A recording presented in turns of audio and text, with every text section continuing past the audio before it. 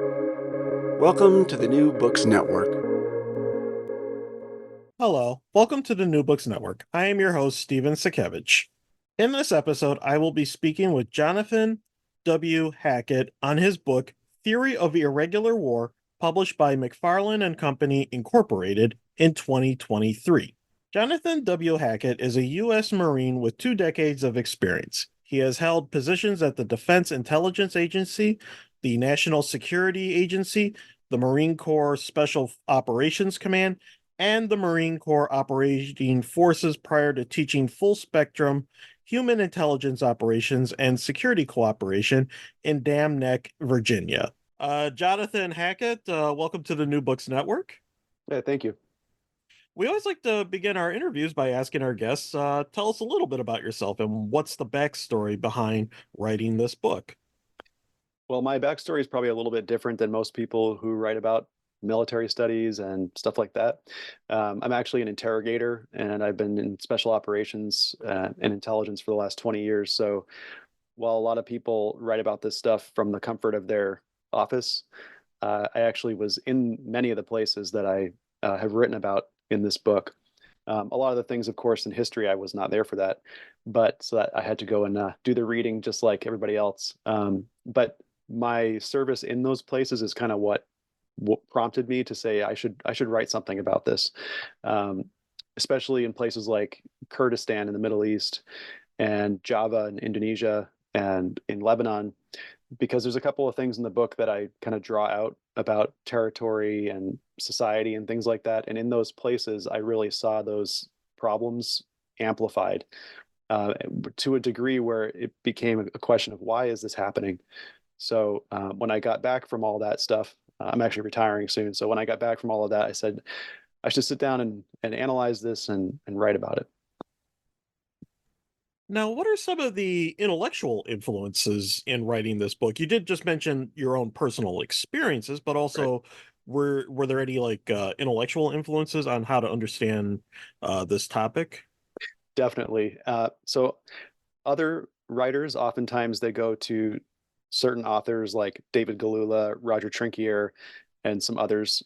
I did not do that. I did, of course, read their materials, but the things that actually positively influenced my framework were more of the political science genre. So John Locke's second treatise on government was very important because he talks a lot about how a state performs in an ideal capacity, because what I write about is a non-ideal state. So in order to talk about the non-ideal state, you first have to understand, well, what does the right state look like in a perfect world? And he wrote a very lengthy treatise on that, which also influenced our own Declaration of Independence and everything like that. So that was very important. I also really liked Kenneth Waltz's Man, the State, and War, which he wrote in 1959. And he also fought in war and came back from the war and then wrote about this and became a very influential scholar in the field. And that was a book about how people and their states interact and how that can lead to war. And the kind of war he was talking about is a little different than what I was talking about. But I thought it was a useful approach to kind of looking at people differently than the conflict, because I think that is different. He also had the theory of international politics, which is a foundational text in international relations theory. Even the theories that disagree with him have to trace themselves back to him. So it's a very important book, I think, for understanding the kind of framework I'm using. And there's a couple of other authors like John Tilley and John C. Scott. John C. Scott, especially, he wrote a book called Seeing Like the State, which talks about how states do this centrally planned approach to solving problems, which is not always the best approach, especially in societies that are not fully modernized. And we can get into that later about modernization theory and things like that. But his book has it's a very interesting, very deep look at some different cases in Latin America, the Middle East, and other places too. And then John Tilley, as I mentioned, he wrote Coercion Capital and European States. It's a European focused book, but it talks a lot about how economics, especially free market economics, interact with people that are in conflict, and what are the outcomes of that. It's a very interesting book. So there are a lot of others, but those four kind of they rise to the top time and time again as I was analyzing these things. So, just to give our our listeners kind of like a basic idea. What do you mean in the most basic sense of irregular war? Like, how does it compare to regular war? We're definitely going to get into more details throughout the interview, but just to give like a real basic introduction. Yeah, I think that's a really important thing because a lot of people think that there's only one type of war because they're students of Clausewitz, who Clausewitz himself said that actually the war he was writing about was very specific. It was Kabinettskrieg, which is between different war departments of countries, basically, and that his book did not apply to a bunch of other cases, including Volkskrieg, which was People's War. So irregular war is it's a last resort of people. So it's a choice that people make, which is different than a choice that governments make. Um, and actually, Locke, going back to what he wrote earlier about special, perfect governments, there's a quote that I really love by him. He said, "Great mistakes in the ruling part, many wrong and inconvenient laws, and all the slips of human frailty will be borne by the people without mutiny or murmur," which I think is really, that encapsulates it, because people will suffer for a very long time before they choose to actually resort to violence because the costs are too high and all these other things. And that choice to cross over is part of what irregular war is. It takes a severe disconnect between what people expect of their sovereign, whatever that might be, because it's different in different contexts, and then what the sovereign actually delivers. And in the case I'm talking about, the sovereign, I mean the state. And when this relationship is negative, I call it sovereign dysfunction. And sovereign dysfunction is a really important concept. It's new to the discipline. It's something I came up with. And actually, one of my peer reviewers, when I was putting my book through peer review, was complaining because they'd never heard this phrase before. And I just thought to myself, well, that's good because I came up with it. So it's a central component of my argument throughout the book. And basically, given a condition of sovereign dysfunction, irregular war takes place outside established systems. I call this, like in a more colloquial sense, trading ballots for bullets. So instead of going to vote away your issues, you're shooting away the issues. And that's a very simplified, way to look at it, but that's kind of a way to ground it. Um, there are like three important areas there that this choice will be made, where the state is out of sync with what the people expect, and those areas are social order, sovereign territory, and political economic institutions. And these three things don't have to all be happening in a negative way at the same time. And in fact, I argue in the book that each one has its own type of beginning and end, but they can happen together. So and I get into that in the book. Yeah, so the state is a real important part of understanding like why irregular war even exists. It's kind of where when the state kind of is in a dysfunctional state, as you kind of said, the sovereign dysfunction. That's kind of whereas regular war is kind of when the state is kind of operating as it should. Is that kind of would that be a good way of kind of, I know it's simplifying, but is that a good way of understanding this? Yeah, and actually, I talk a lot about expectation in my book because, let's say you're in China or you're in Venezuela or you're in Mexico. Each of those states, the people living there have a different expectation about what the state should do for them.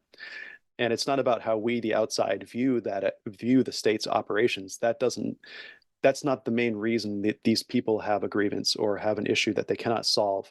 And in some cases, the thing that might look terrible to us is totally acceptable to them and is not a dysfunctional thing in their context. So it's what do they actually expect and what are they getting? And if there's a huge enough disconnect between those two things, there's now a condition for the people to begin violence, essentially, to regain the equilibrium they're looking for. Now, what are some of the major theoretical frameworks necessary to understand irregular war? You actually kind of mentioned three, and I'll just quickly list them and then you can explain them.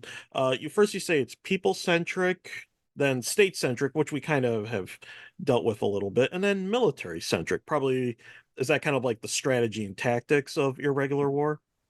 Yeah, there's kind of those three different veins. The military centric one is very common, especially in the West, and it's doctrine focused, so it's prescriptive in nature. It's not designed to ask why, or it's not even designed sometimes to ask what is going on. Instead, it's how do we do something. which I think is problematic. You should always understand the why first before you start doing something, because if you look at the wars in Vietnam or Iraq or Afghanistan, and many other cases, if you don't understand why people are doing what they're doing and then solve the why, your how is ineffective at the very least. Um, Moving up in degree of usefulness, then there's the state-centric theory or framework, which is really basically international relations theory and political realism and kind of the stuff that you learn in political science about how to look at world conflict. And the key takeaway there is that states are black boxes, that their internal dynamics are not as relevant to how those states interact with other states. So China interacting with the United States, it's just one entity and another entity interacting in this anarchic world.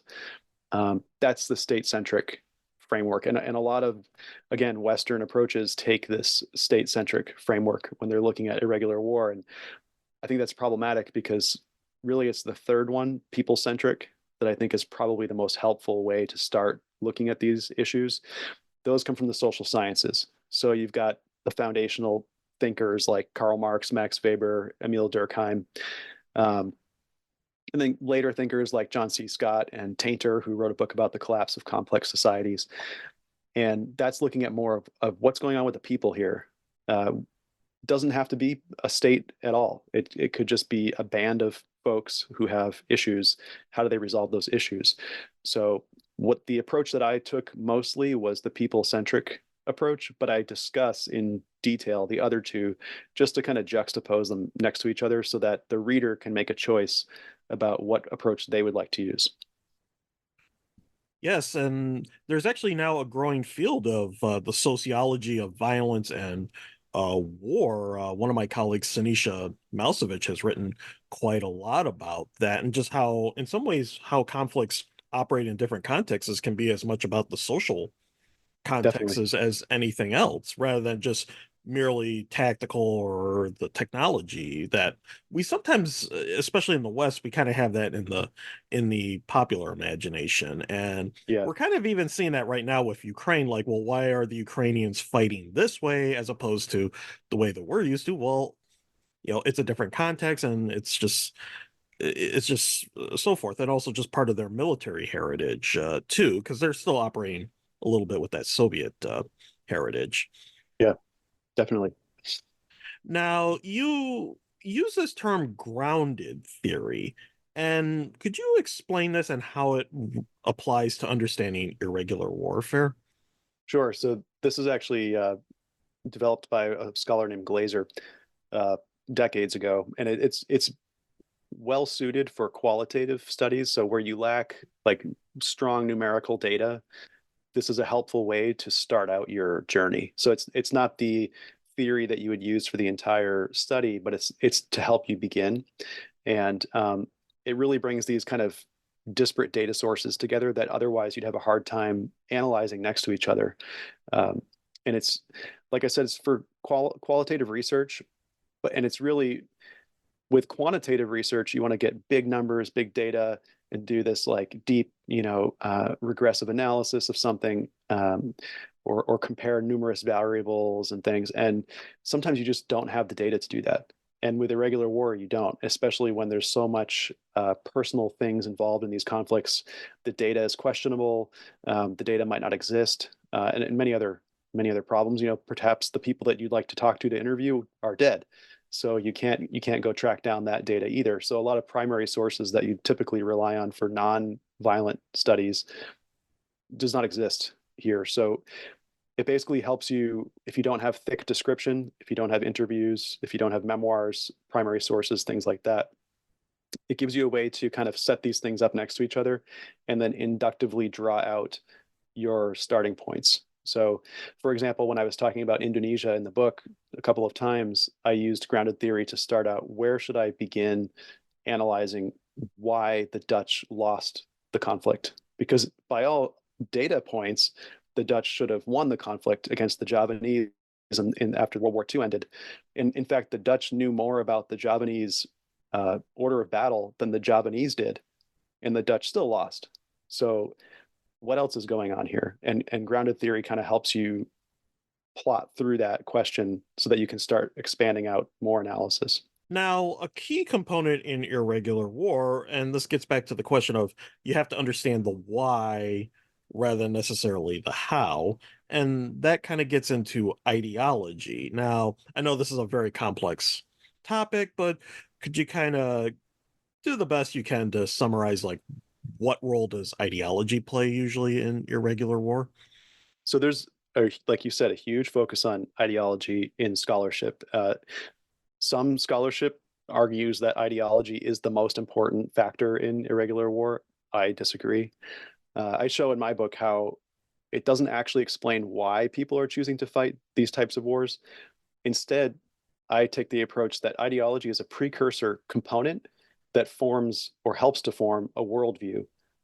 Then a person takes that worldview, they view the way things are with that worldview, and then they form expectations about how the sovereign should deliver those results.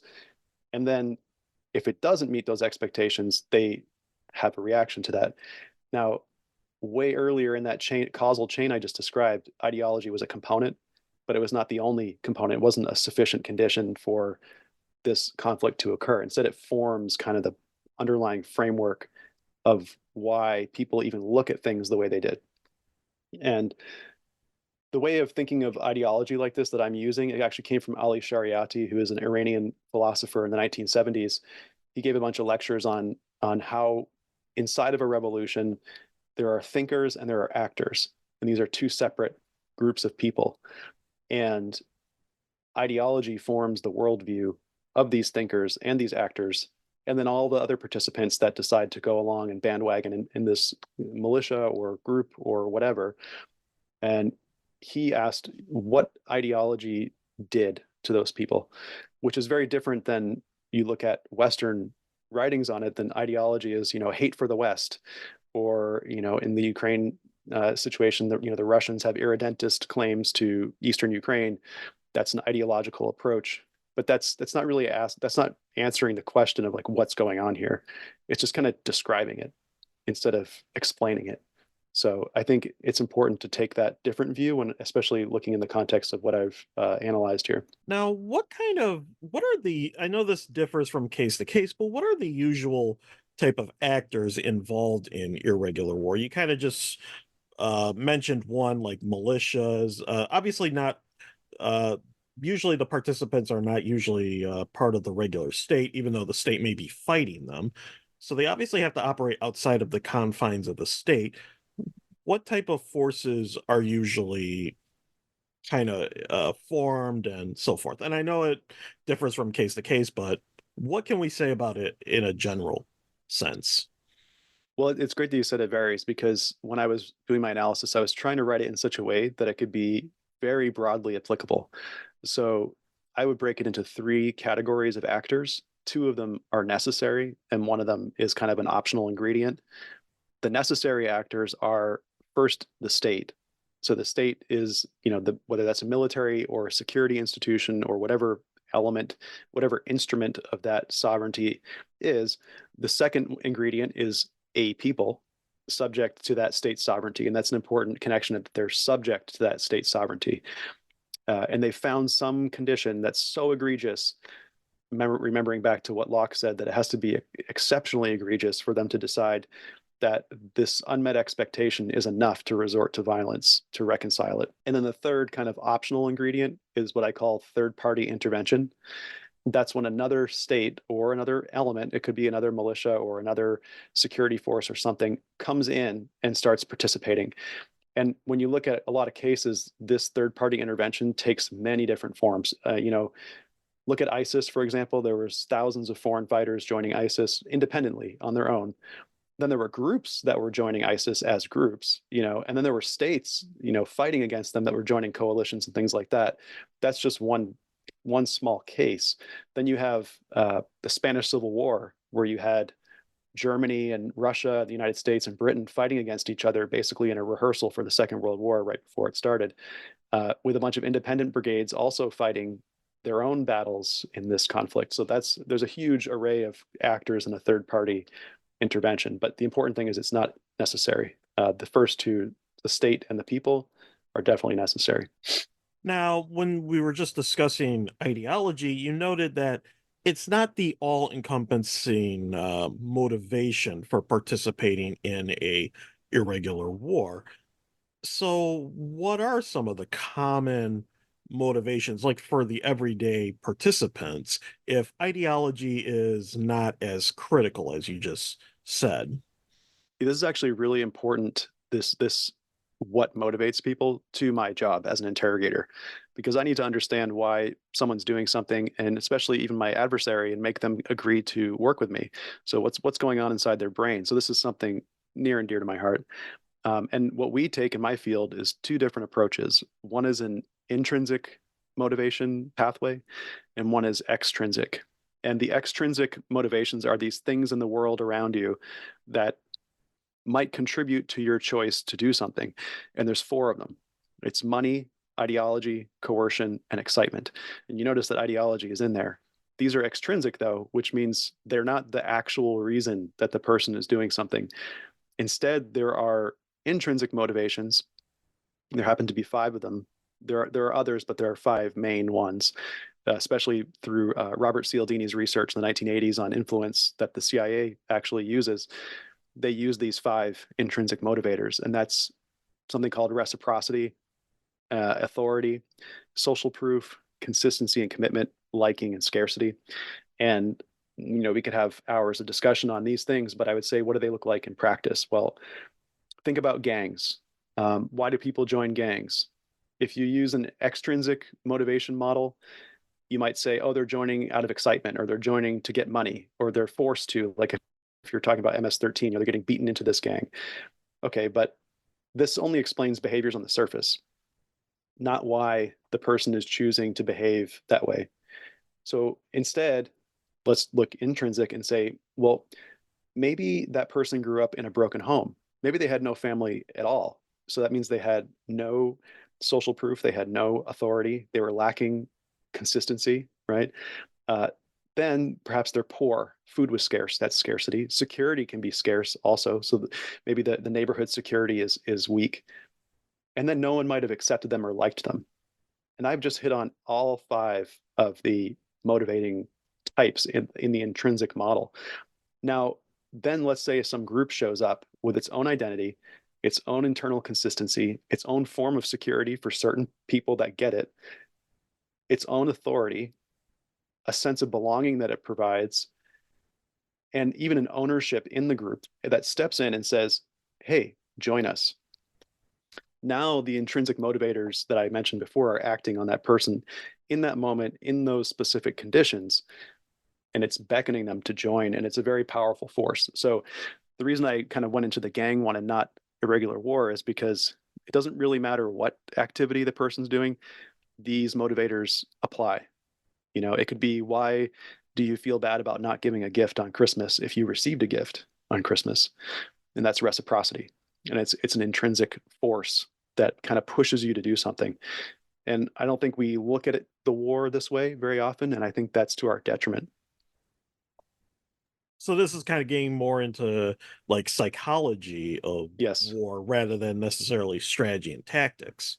absolutely. And I try to stay out of strategy and tactics for the book, because I think there are so many books on so many different strategies and tactics, and there are very few books dealing with the why of these conflicts. Now, we did touch on this a little bit earlier about the relationship of sovereignty and sovereign territory. How does, and again, we could probably get into hours and hours of discussion on this because these are key factors in political theory, but how does this kind of relate a little bit to irregular war? We did talk about how, in some ways, this is almost like the dysfunction or the breakdown of sovereign power over its own territory. Is there anything more to this dynamic too that you can add? Yeah, I'll use an example to describe it so it's a little more grounded. So in 1946 in Iran, there were some provinces in the northwest that were trying to become independent. One of those was called Mahabad, which is a Kurdish ethnic area. And that area was basically agitating and took up arms. There were several thousand armed folks that declared independence for Mahabad. Well, the Shah did not accept that, so he sent a punitive expedition out there. But the problem is the territory, the physical territory, was so extremely mountainous, and there was deserts and all these other challenges along the way that it weakened the force. And there was no way for the Shah to actually exert real sovereignty over that physical space. And that lack of sovereignty and the lack of services provided through that sovereignty and the territory led those people to decide that this is our time to become independent. Um, there are many other examples of how this works, but at the center of it is that there's a power center, and that power center cannot exert sovereignty over another physical area. You see this a lot in Sudan and South Sudan, which is an example I also look at in the book, where Khartoum in Sudan could not exert sovereignty over South Sudan, or what South Sudan is today. And that was a major contributing factor to South Sudan's independence. And of course, there are deserts, mountains, seas, all these different things, but what they have in common is the challenge, the tyranny of geography, essentially, that is interfering and stopping the sovereign from actually exerting authority over that space. Kind of reminds me a little bit like how even in the British Isles they used to have trouble with the Highlanders Exactly. because Mhm. of the terrain. They were just able to kind of exert their own independence. Is that kind of a little bit like what you're getting at? Definitely. It's actually like the movie Braveheart, where these folks just refused the sovereignty, and the king had a hard time because of the land. I mean, the geography itself was an impediment. Now, also, one area you touch on, and we did kind of discuss this too, but there's also the concepts of social solidarity and social order. And in some ways, you kind of talked about that with the psychological factor of how, in some ways, these irregular forces, they can actually provide some of this social order or even social solidarity better than the sovereign. Is there more you want to discuss about that? Yeah, definitely. And the thing that pops into my mind is Lebanon. There are many examples within the Lebanon case over time that we could use, but Hezbollah specifically is a great example because they provide social services, they have hospitals, they collect taxes, they do a lot of things that look like what a state does. They have their own military force, a very effective military force, and some would argue it's the most effective Arab military force that's been tested in combat against non-Arab militaries. Um, and all that said, they are not a state. They are a irregular force with a political wing and a military wing. You know, there's about a dozen politicians in the Lebanese parliament who are members of Hezbollah's political wing. And you've got tens of thousands of forces in the south and things like that, South Lebanon. And they're they basically carved out a social order that was missing or dysfunctional from the main government in Beirut and made it their own. So if you were in South Lebanon living there in one of these areas that's controlled by Hezbollah, it would be in your interest to work with them, because how else will you get medical care? How else will you get food, water, shelter, et cetera? So looking down at like the local village level, there are some life and death decisions made by people about who do we side with, and maybe you don't agree with the ideas of that group, but you might want food and you might want security, just like we were talking about with the gangs that could provide some of these things that the central power cannot provide. And I remember years ago reading about this, about how even that's led to the popularity of Hamas, which Yes, of course is yes. already in the news already, but Hamas was able to build up its support because it was able to provide a lot of social services, which even the regular PLO was not able to, or the Palestinian Authority was able to do in certain areas. That's an excellent example, a very, very complex example that involves territory, social order, and institutions. All the three things that I view as problematic are occurring in Gaza. Now, how does irregular war relate to standard military and strategic theory? And we did mention Clausewitz, and he's usually like the standard, and he was not completely unfamiliar with this because there was the War of Liberation against Napoleon with the Landswehr and the Landsturm, and he was an advocate of those forces with the Prussian reform movement. Right. He actually helped author the Landsturm Edict, which is, I think, a more important document than On War for looking at irregular war. And as I said earlier, Clausewitz himself in his own book says that the thing he's writing about does not apply to every war.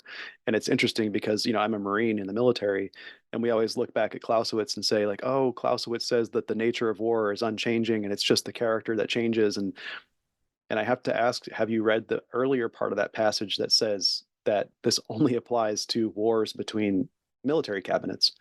It does not apply to People's War. In fact, he has a chapter towards the end called Volkskrieg, which talks about People's War, and he just disparages it the entire time. And basically, from a perspective of an outsider, saying that this type of war doesn't make sense. I don't understand it.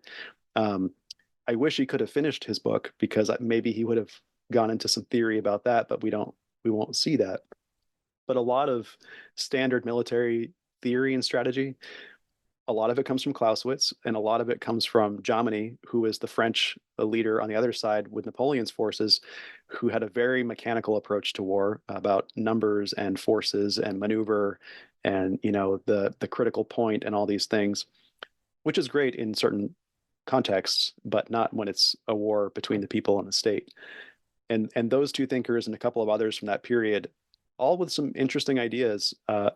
Unfortunately, their ideas kind of just went in different directions and never were used for what they were intended for when we're talking about irregular war. And I think a lot of that has to do with Western militaries, especially the United States, loves technology. So we love, huge amounts of force, overwhelming maneuver forces, and uh, I believe it was Sun Tzu talked about it as an egg cracking against a grindstone. This is what these forces desire. I mean, that's the outcome we're looking for, is like overwhelming destruction and defeat of a similar adversary, like a peer or near peer adversary, which would be a state, not a group of people. So already we're basically trying to jam this strategy that's designed for something else into the irregular war context. And as we've seen through history, it does not work out. Has not worked out, not just for the United States. Vietnam is a great example because the French were defeated first in 1954 in Dien Bien Phu. The U.S. came in to help. The U.S. was ousted in 1975.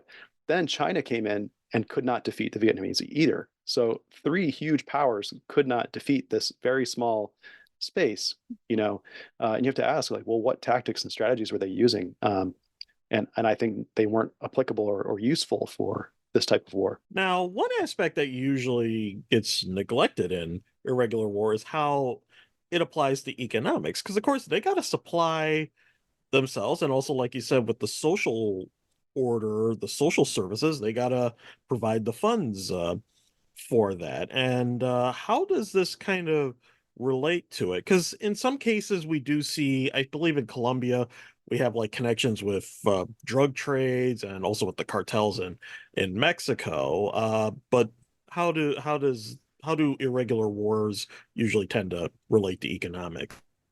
Well, there's a couple of different veins on that, and one of them is how do these groups, the non-state groups, how do they fund themselves?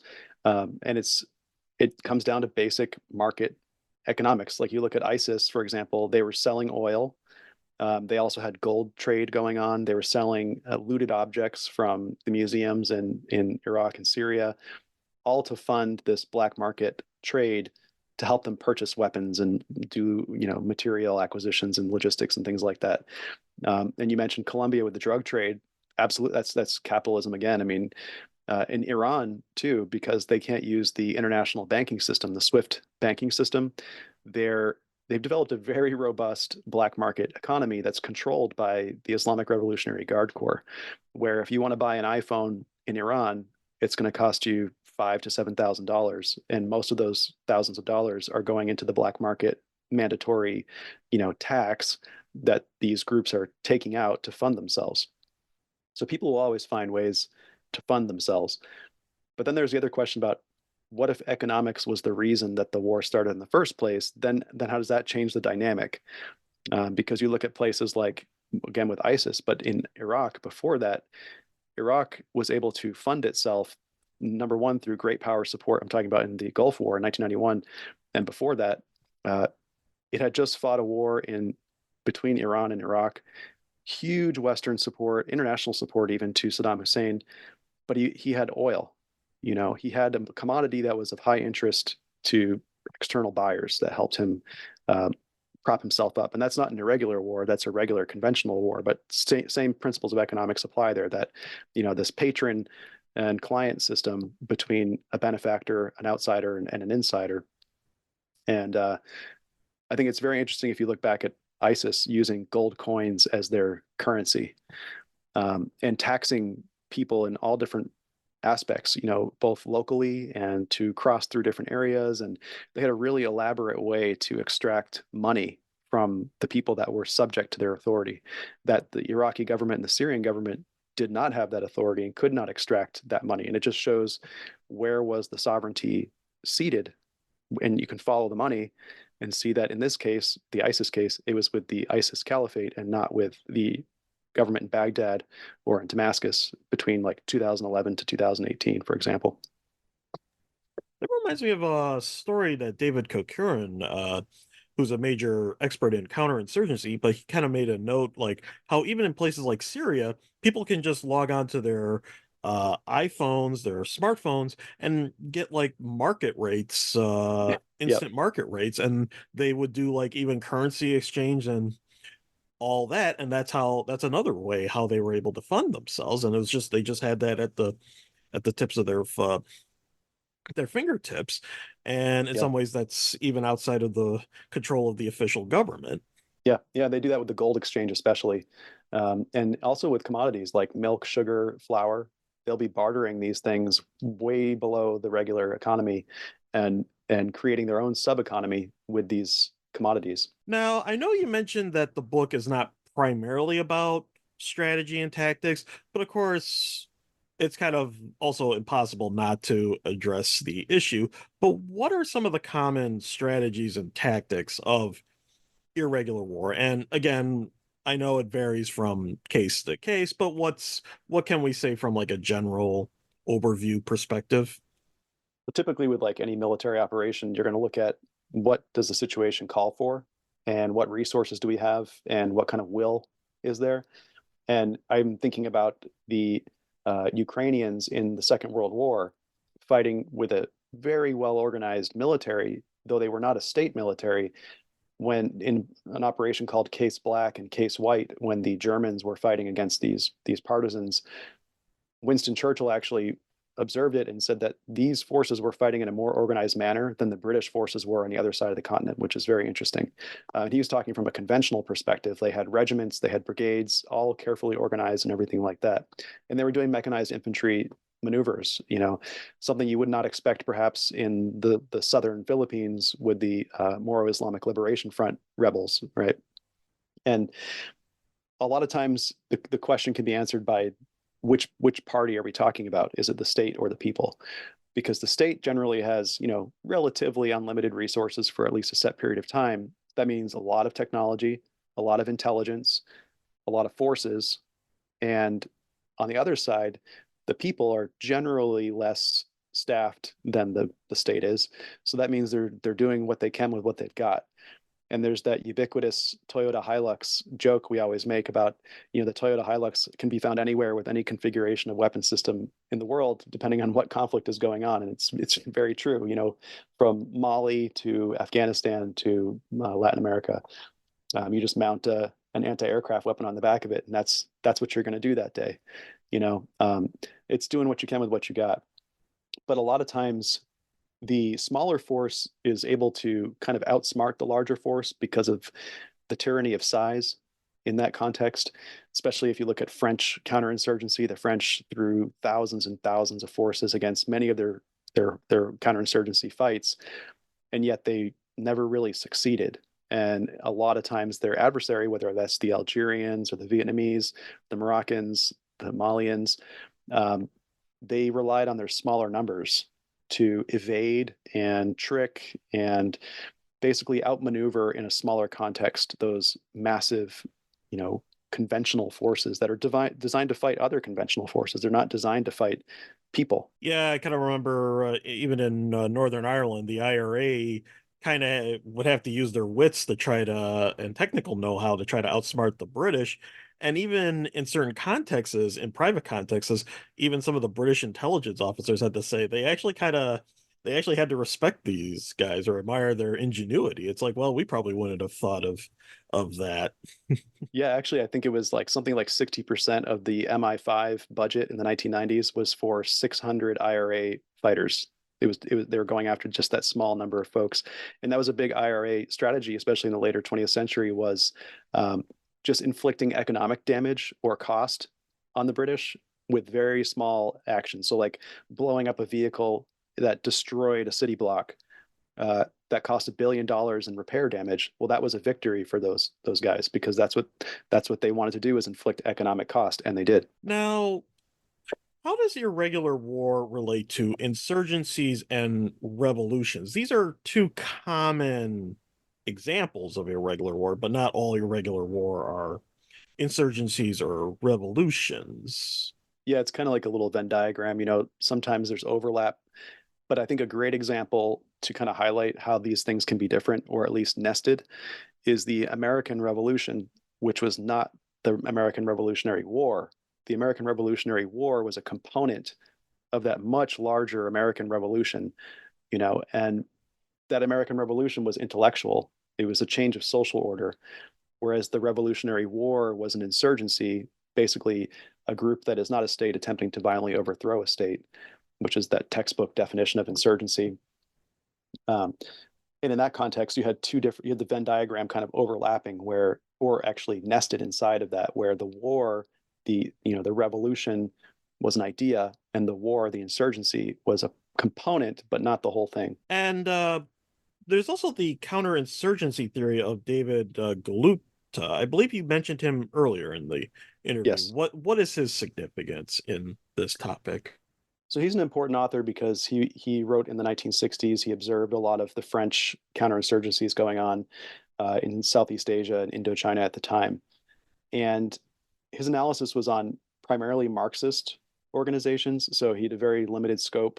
He never really acknowledged that that was his limitation. He just kind of went with it as if it's applying to everything, which is kind of bad because later on, and when we had our own wars with the U.S. and the Middle East, we kind of looked at his writings as though it's universal, and it's really not.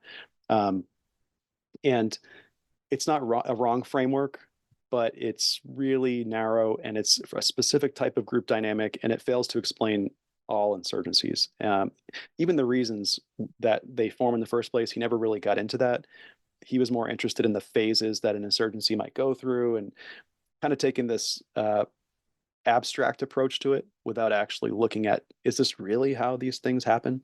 But again, it wasn't wrong. It just was not inclusive. Now, from the other side, we get Mao Zedong, who kind of formulated People's War or guerrilla warfare, which was kind of a very good, even though it is Marxist based, but it is kind of a common framework for irregular war even to this day. What's his significance?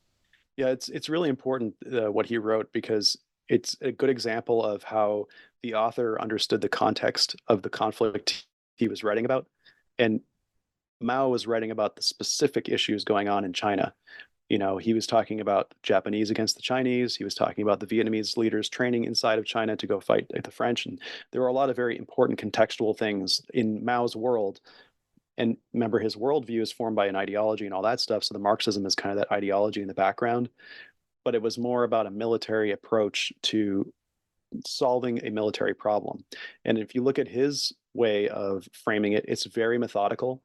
And it's almost like these ebbs and flows of a wave. The wave crests and then it crashes and it crests and it crashes. And that's how he wanted to design the timeline of his forces, basically growing in strength, then rapidly striking and then shrinking again, and then growing again, and repeating this cycle essentially, which goes into something called forward defense, which is a strategy that modern China has, but borrowed from Mao.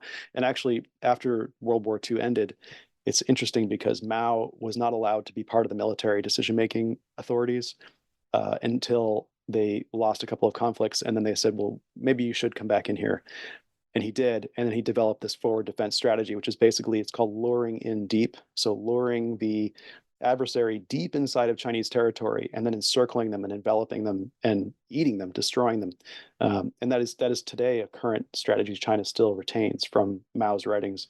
Now, another Marxist communist theorist was Che Guevara, who he fought with Fidel Castro, and he came up with FOCO Mhm. theory. What is that? And also, how does it contrast or compare to Mao Zedong's writing? Yeah, Che Guevara's writing is sometimes disparaged as a ripoff of Mao Zedong, and in many ways, there's certainly a lot of plagiarism in there. But he does have some original ideas, not good or bad. It's just original. One of those ideas is that the conflict should start in a rural context, so out in the jungle or the forest, and then once it's gained enough momentum, then that force should move into an urban environment and then focus on the urban environment. So FOCO just means focus, and it's where is the focus of the fight going on. And at the same time that he was writing this, some of it was succeeding, like early years of the Cuban Revolution, it was succeeding, but in other parts of Latin America, it was not. There was another fighter named Carlos Marighella in Paraguay who was also a Marxist, and he was writing a similar book, but from an opposite perspective about how the conflict should start in the urban environment and then move to the rural environment. So in a similar place with a similar ideological background, you had two different approaches that were being taken. You could argue that Marighella was successful because he was actually a politician later on, whereas Guevara did not survive to hold office much longer after he wrote that book. So it's a very interesting context there in Latin America during the time that both of those books were written. Yeah, and also part of that context with the urban guerrilla warfare was the Tupamaros in, Absolutely. I believe in Argentina they were operating in. Yeah, the Tupamaro is very important too because it was very localized. It's not a kind of conflict that can move from one country to another, in my opinion, because it was a very specific problem between the social order dysfunction and the sovereign in that area where they were fighting.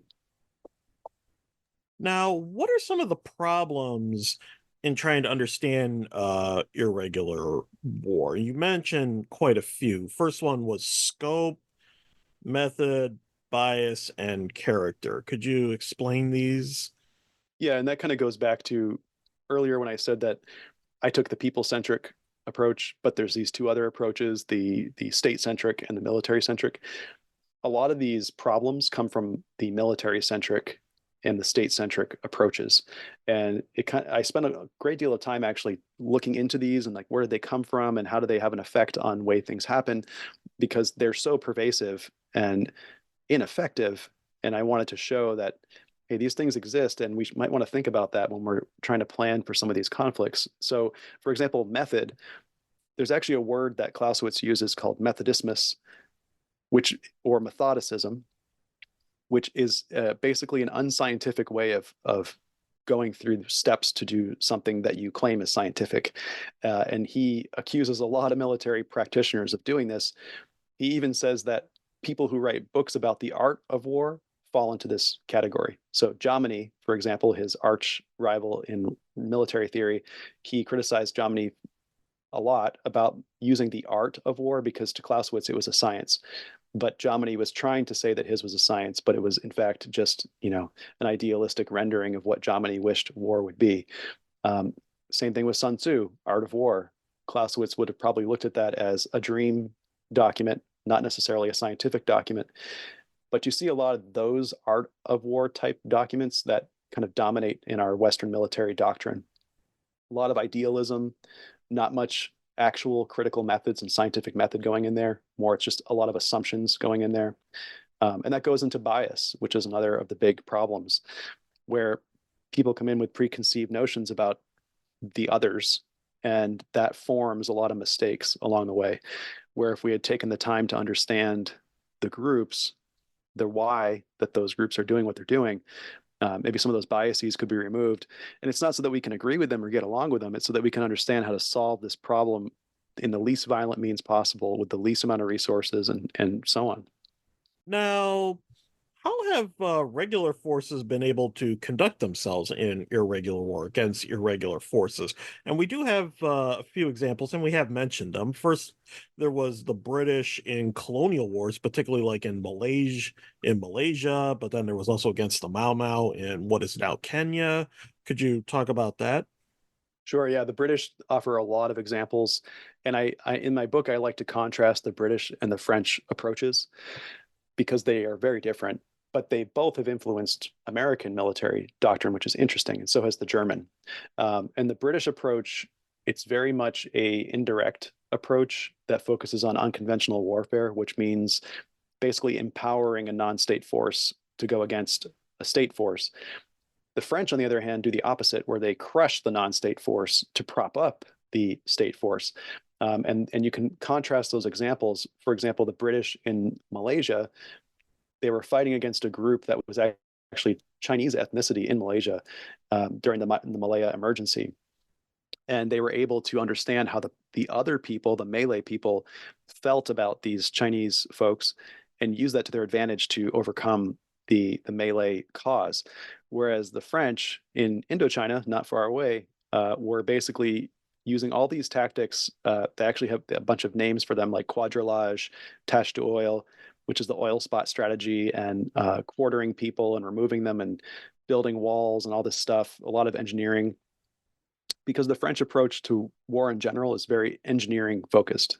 They want to produce and build, whereas the British were looking more about direct action raids and getting the people to fight on their own, to build up an indigenous force to be able to fight on their own.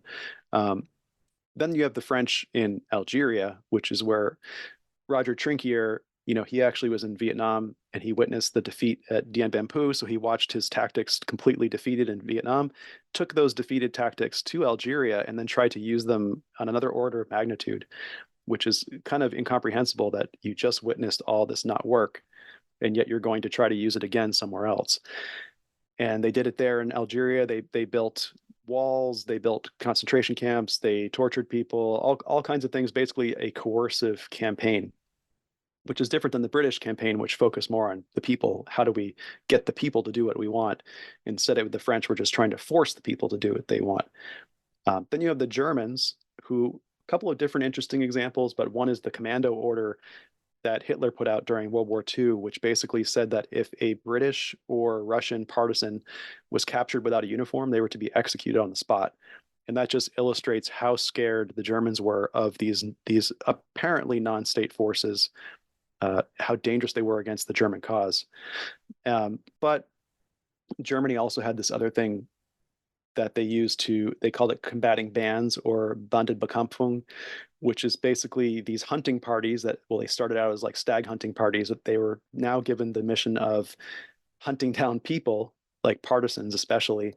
Um, and that's where the Jaeger commando came from, the hunter commandos, and a couple of these other concepts that we especially saw in US counterinsurgency theory in Afghanistan, which again did not work when they were first developed, and yet we adopted them despite them not being effective.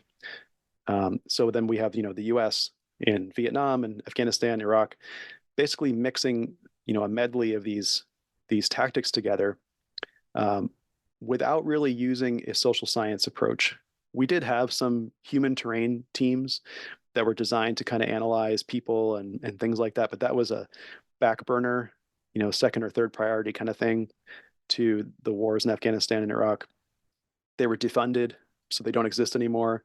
It just shows you how important they were, because wherever the money goes, I think that shows some importance. And unfortunately, we continue to take that highly technological, highly mechanical, maneuver warfare centric approach that the French especially used, the British a little bit, which is a problem because those things did not work in many of the previous cases they were used, whereas some of the British methods did have some positive effects. And one other legacy of the French example in Algeria was that one famous film, The Battle of Oh Algiers, yeah. where I've heard that it's even used even to this day as like a training manual of sorts, like an example of like how do you fight like an insurgency or irregular war. Yeah, actually, when I was going through the my entrance into Marine Special Operations Command, that movie was played in one of our classes, and we did a case study analysis afterward, because the movie was actually made by the lead guy, the actual insurgent himself, after the war, and they defeated the French, and he made a movie about it. I think it was 2 years after the war ended, so it's very interesting. Yeah. So, so what are some, let's get back to like the social issues. What are the common social conditions that irregular wars tend to arise? We kind of got to the fact that there's like a dysfunction of the state, or the state's just not meeting the expectations. Is there anything more to this dynamic that you want to talk about? Yeah, social orders again go back to the expectation issue. So you might have, let's say you live in a very religious community, the social order you expect might point toward that religious community leadership to provide something to you, like a service, for example. When that service is not provided in a very deep way, there's going to become some agitation there, not from everybody, but from some people. And that's going to be a beginning, possibly, of a direction to go into for those who are agitating. Now, if the sovereign is smart enough or willing to recognize that, hey, this is happening, they could intervene. And that's the same in the other cases too. They could do something that would fix the gap between what the people expect and what they're getting out of that social order. If that gap is fixed, it's possible that that irregular war condition might go away. And I use a lot of these careful terms like it's possible and it might, because there's so many different factors at play here. Just like Clausewitz talks about, like uncertainty and friction and all this stuff. This applies everywhere, including irregular war. So the social order really depends on that expectation. So, what are some of the implications of irregular war in our understanding of the state and state sovereignty in the 21st century? I know it's common now to talk about a post Westphalian order. For those that don't know, we're referring to the Treaty of Westphalia, which kind of establishes our modern conceptions of state and state sovereignty. So, that's where they're saying it, where somehow the state is not the only player in the political world, so to speak. Yeah, I strongly disagree with those who think we're in some kind of post-Westphalian world. I think that's an idealistic or a dream-related statement. Like, I wish it was this way, but it's not that way because we have the United Nations, we have the Vienna Convention of 1961 that lets diplomats act the way they do. There are so many things like the Geneva Conventions, the treatment of prisoners of war. All of these are pieces of evidence that point to the fact that the Westphalian system is very much alive. And look at how we try to defend Ukraine.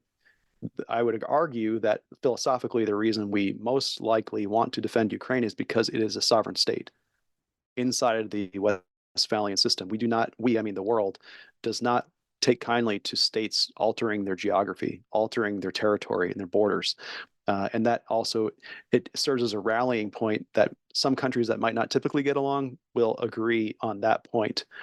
So I think the implications are there that we will have many more irregular wars, and they'll take many different forms. We have, like we mentioned, Gaza going on right now, which will be a great case study in the future, years from now, to look back at all the different factors at play in that conflict. And the implications are very important because the most recent new state that we got was South Sudan and Kosovo, 2008, 2011 timeframe. Very unusual to get new states. And before that, the new states we got were after the collapse of the Soviet Union. So that Westphalian system is absolutely the dominant state system. And I think that because, and you remember in the very beginning, I said that the state is a necessary ingredient for a regular war. And that state is the Westphalian state. So as long as that Westphalian state system exists, irregular war exists. So, what are some of the implications of the study of irregular wars in our understanding of social order and social solidarity in the 21st century? We have touched on this and how, in some ways, the irregular forces fill in some of the vacuums or areas where the state is more dysfunctional. But what are some of the wider implications? Well, I think if we fail to understand why these problems exist in the social order, we will basically be using a basket of tactics that are completely irrelevant to the conflict and expending lots of blood and treasure. And Afghanistan's a great example. If you do the math on 2001 to 2021, the US alone, not the whole NATO group, but just the US, $300 million a day, every single day for 20 years straight. That is a massive expenditure of treasure not to mention that is the major implication there, that we failed to understand what was going on socially that allowed our failure to occur. And if we had thought about that in an honest way very early on, maybe we would have taken a different approach. Maybe we would have used something else. Maybe we would have tried to solve the social issue first before trying to solve a military uh, or use a military instrument to solve a social problem, which doesn't generally work out in anyone's favor. This has been a very fascinating discussion. Do you have any final thoughts or maybe touch on anything in the book that we didn't get to? My final thoughts really just suggestions for future research. So if anyone listening is interested in this stuff, I would definitely recommend, as I said, looking at Gaza and how social order, territory, and institutions are playing into the conflict, and then look at, could this be solved militarily or not? Because I think that's a very big question right now to research, especially after it ends, however it ends. It will be important to understand that. And then I would look at another great thing to look at would be the FARC in Colombia. We talked about Colombia a little bit with the drugs and things like that. But the FARC, they were an enemy of Colombia for a very long time. Until recently, they decided to put their arms down and basically join that sovereign that they initially fought against, which is a very interesting outcome. It's an unusual outcome, and I think it's one that should be studied a little bit more to understand, well, what allowed that to happen? What motivated those people intrinsically to choose to put their weapons down and to basically join the forces that used to be their adversary? Well, we always like to end our interviews by asking our guests, what are you working on now? Well, I'm actually working on another book that's going through peer review, and that is a very deep analysis of one case. And in my the book we're talking about, Theory of Irregular War, I talk about third party intervention and about how some states intervene in irregular wars. Well, I wanted to pick one case and write a whole book about that. And so this case is about Iran. And it's about how Iran uses unconventional warfare, intelligence operations, and covert action as a foreign policy tool. And I was able to get a bunch of intelligence reports declassified from the CIA, the NSA, the DIA, and others. And I also used like 12 different languages of source material. It's basically something that has never appeared in print anywhere. And it's a very deep analysis of the last 40 years, how Iran uses military advisors all over the world, not just the usual places you might expect, how they use covert action and intelligence operations in ways you definitely would not expect, all based on primary sources and intelligence reporting and all kinds of things like that. And I'm very excited to see it hit the shelves. Well, maybe when you finish with that, we could have you back on the podcast. I would love to. Jonathan Hackett, thank you for joining us on the New Books Network. Thanks for having me, Stephen.